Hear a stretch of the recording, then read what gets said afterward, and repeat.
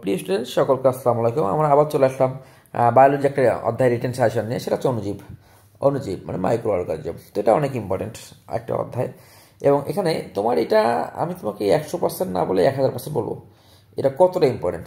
আরেকটা জিনিস তোমরা খেয়াল করছো, এই রিসেন্ট কত মানুষের ডেঙ্গু হচ্ছে। এটা শীতকাল, কিন্তু এই সময়ে ডেঙ্গুর একটা প্রকোপ আছে। সো ডেঙ্গু জ্বরের কারণ, লক্ষণ ও রোগ নির্ণয়কৃত পরীক্ষাসমূহ এইটা তোমার ধরেই নাও।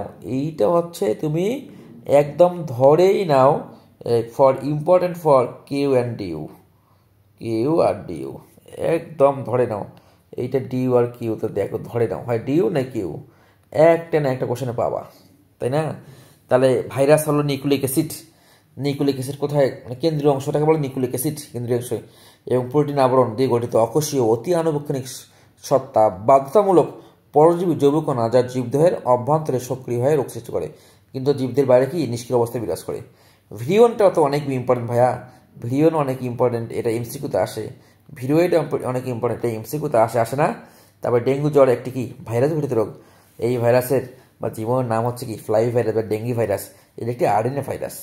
এই ডেঙ্গু নিয়ে প্রত্যেকটা কথাই ভাইয়া ইম্পর্টেন্ট, এই ডেঙ্গু নিয়ে প্রত্যেকটা কথাই কিন্তু ইম্পর্টেন্ট। তো ডেঙ্গুগুলো একটু পড়তে হবে আমাদের। তারপর ডেঙ্গু জ্বরের লক্ষণগুলো পড়তে হবে।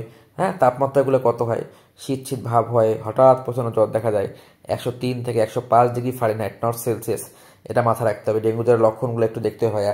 রোগ নির্ণয়কৃত পরীক্ষা, কী কী পরীক্ষা আছে?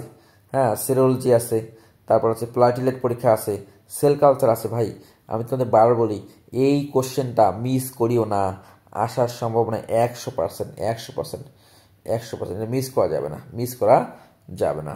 ঠিক আছে, তাহলে তোমরা একটু স্ক্রিনশট দিতে পারো, একটু স্ক্রিনশট নাও, যে এই ভাইরাস ভিডিওর স্ক্রিনশট নাও, তারপরে এই ডেঙ্গু জ্বরের লক্ষণটা একটু স্ক্রিনশট নিয়ে নাও। ক্লিয়ার? আশা করি তোমরা নিয়ে নিচ্ছ। এইবার চলে আসলাম লাইটিক চক্র ও লাইসিনের চক্রের পার্থক্য, লেস ইম্পর্টেন্ট, দরকার নেই। এবার চলে আসে ভাইরাসের জড় রাসায়নিক বৈশিষ্ট্য, লেস ইম্পর্টেন্ট, দরকার নাই। তারপরে ব্যাকটেরিওফাজের জীবন চক্রের লাইটিক চক্র বর্ণনা করো, লেস ইম্পর্টেন্ট, দরকার নাই। বাট এটা ইম্পর্টেন্ট। পিরিয়নের মধ্যকার তুলনা, এগুলো একটু ভাই তোমরা দেখে নিবা, হ্যাঁ, ঠিক আছে। ওকে, নিপা ভাইরাস সম্পর্কে লেখো। নিপা ভাইরাস ইম্পর্টেন্ট ভাইরাস লিখতে পারো। চিকুনগুনিয়া এবছর অনেকের, খুলনায় চিকুনগুনিয়া অনেকের হয়েছে। সো যারা খুলনা ইউনিভার্সিটির স্যাররা আছে, অনেক স্যাররা আশা করি মনে হয় চিকুনগুনিয়া হয়ে গেছে অনেকেরই। হ্যাঁ, আমি অনেকে দেখলাম, অনেক নেতারও চিকুনগুনিয়া হয়েছে। তো চিকুনগুনিয়া অনেক ইম্পর্টেন্ট। চিকুনগুনিয়া সম্পর্কে লিখতে বলতে পারে, এটি এক প্রকার আরএনএ ভাইরাস জনিত রোগ। এই ভাইরাস হচ্ছে আলফা গোত্রযুক্ত এডিস, তারপরে সামথিং মশরুকি দ্বারা ভারতীয় মধ্যে এই রোগ ছড়ায়। প্রথম আবিষ্কৃত হয় 1952 সালে আফ্রিকার তানজানিয়ায়, তাই না? 2008 সালে বাংলাদেশে প্রথম রোগ ধরা পড়ে, তবে ব্যাপক বিস্তার লাভ করে 2017 সালে। তো 2025 সালে কিন্তু চিকুনগুনিয়ার একটা ব্যাপক বিস্তার হয়েছে।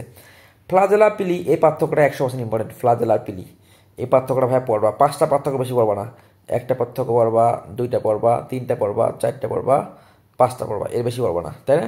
যদি আয়তন সমস্যা হয় মনে রাখতে, দরকার নাই, আয়তনের পার্থক্য বাদ দাও, বাদ দিয়ে তুমি সংখ্যার পার্থক্য আসো, প্রোটিনের পার্থক্য আসো, ওজনের পার্থক্য আসো, তাই না?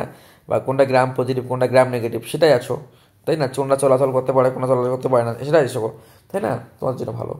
হেপাটাইটিস প্রতিরোধের উপায় লেখো, নো লেজ ইম্পর্টেন্ট, তবে এটা ইম্পর্টেন্ট।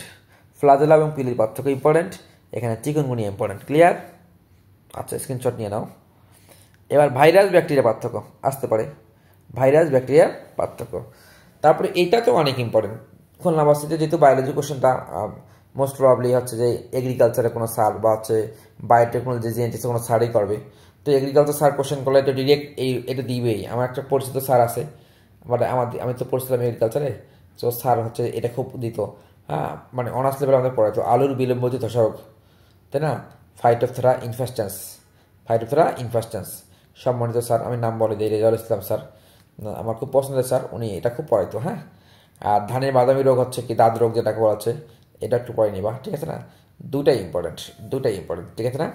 তারপরে কি বলছে, দুটি ছত্রাকজনিত, দুটি ব্যাকটেরিয়াজনিত উদ্ভিদের রোগের নাম, পোষক ও প্যারাফনের বৈজ্ঞানিক নাম।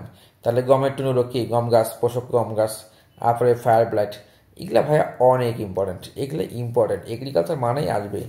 এবং তোমরা এটা যদি আমার এই সাজেশনগুলো ভালো করে না দেখো, খুলনাবাসীর পরীক্ষা দেশে আফসোস করবো, পরে দেখবো যে এখান থেকেই কমন আসবে। আমি খুলনাবাসীর কোশ্চেন দেখাচ্ছে পেয়েই আমি তোমাদের কী হচ্ছে, যেদিন পরীক্ষা হবে সেদিন বিকেলে দেখাচ্ছে আমি আপলোড দিলাম, তখন দেখলাম যে না ভাই এই ভিডিও তো আমাকে 1 মাস আগেই করে দিছে, কিন্তু এই ভিডিওটা তো হচ্ছে এই ভিডিও থেকে তো আলিফ ভাইয়ের এই ভিডিও থেকে তো কি খুলনাবাসীর কোশ্চেন আসছে। গত বছর কিন্তু এরকম হয়েছে যে আমি 1 মাস আগে যে ভিডিও করছি সেই ভিডিও থেকেই খুলনা বিশ্ববিদ্যালয়ে প্রশ্ন আসছে। পরে অনেকে আফসোস করছে যে ভাইয়ের ভিডিও কেন দেখলাম না, এটা যেন না হয়, তাই না? তাহলে ভাইরাস ও ব্যাকটেরিয়ার পার্থক্যগুলো তোমাকে দেখতে হবে, 5টা পার্থক্য লিখবা, এখানে অলরেডি মানে 5টা পার্থক্যই দেওয়া আছে, তাই না? ভাইরাস ব্যাকটেরিয়া পার্থক্য দেখতে হবে। তারপরে আর কি ব্যাকটেরিয়া পার্থক্য, নো লেস ইম্পর্টেন্ট, দরকার নেই, অত পার্থক্য পড়ে লাভ নেই, মেইন পার্থক্যগুলো পড়ো। ব্যাকটেরিয়ার বৈশিষ্ট্য পড়তে হবে, ব্যাকটেরিয়ার বৈশিষ্ট্য পড়তে হবে, তাই না? ব্যাকটেরিয়ার অত্যন্ত ছোট আকারের যে প্রান্ত এত তো মাইক্রোনের মধ্যে হয় থাকে, একটু বৈশিষ্ট্যগুলো দেখে নিই ভাইয়া। হ্যাঁ, তাহলে এইটা কিন্তু ইম্পর্টেন্ট। একবার মেডিকেলে আসলো যে ব্যাকটেরিয়ার কোষ প্রাচীরের প্রধান উপাদান কি, পেপটাইড ও গ্লাইকেন। যদি প্রধান উপাদান বলে তাহলে পেপটাইড ও গ্লাইকেন, আর যদি বলে ব্যাকটেরিয়ার কোষ প্রাচীর উপাদান কোনটি, তাহলে পেপটাইড ও গ্লাইকেন হবে, মুরামিক অ্যাসিড হবে, টিকুইক অ্যাসিড হবে এবং পলিস্যাকারাইডও থাকে। তাহলে ব্যাকটেরিয়ার কোষ প্রাচীর প্রধান উপাদান আছে কি, পেপটাইড ও গ্লাইকেন, সাথে থাকে কি মুরামিক অ্যাসিড থাকে, টিকুইক অ্যাসিড থাকে, তাই না? থাকে কি না? এগুলা তোমরা একটু দেখো ভাইয়া। তাহলে ব্যাকটেরিয়া কিন্তু ইম্পর্টেন্ট, ব্যাকটেরিয়া বৈশিষ্ট্য কিন্তু ইম্পর্টেন্ট, ব্যাকটেরিয়া বৈশিষ্ট্য ইম্পর্টেন্ট, কারণ এটা তুমি যদি বৈশিষ্ট্যগুলো একটু পড়ো ভাইয়া, তুমি যদি একটু বৈশিষ্ট্যগুলো পড়ো তাহলে কী ঘটনা ঘটবে বলো তো? কী ঘটনা ঘটবে, তোমার এমসিকিউটাও ক্লিয়ার হয়ে যাবে, এমসিকিউটাও ক্লিয়ার হয়ে যাবে। প্লাজমিড তো যেমন জানো জেনেটিক্স এটা খুবই ইউজ করা হয়। সো প্লাজমিড বলতে কী বোঝো, এটা ভাইয়া না পড়ে তোমার ভার্সিটিতে যাওয়া যাবে না, এটা না পড়ে পরীক্ষাতে যাও না। হ্যাঁ, আচ্ছা, তো আশা করি তোমরা এটাও পেয়ে গেলা। এবার এই কলেরা জীবনের নাম কি, ও আসো এর দৈর্ঘ্যগুলো একটু পড়ে নিবা, একটু ইম্পর্টেন্ট আছে। হেপাটিক সাইজগুনি এইডস এর পার্থক্য লেখো, এই পার্থক্যটা ভাই কঠিন হলে একটু মুখস্থ করতে হবে। হ্যাঁ, কঠিন হলেও এই পার্থক্যটা একটু মুখস্থ রাখতে হবে। তারপর ম্যালেরিয়ার জীবনচক্রে কেন দুটি পোষকের প্রয়োজন, ইম্পর্টেন্ট, এটাও ইম্পর্টেন্ট, রিডিং পড়ে নিবা। তারপরে এটা তো 100% ইম্পর্টেন্ট, 100%। কেবলমাত্র স্ত্রী অ্যানোফিলিস ম্যালেরিয়া রোগ ছড়ায় কেন, এটা ইম্পর্টেন্ট।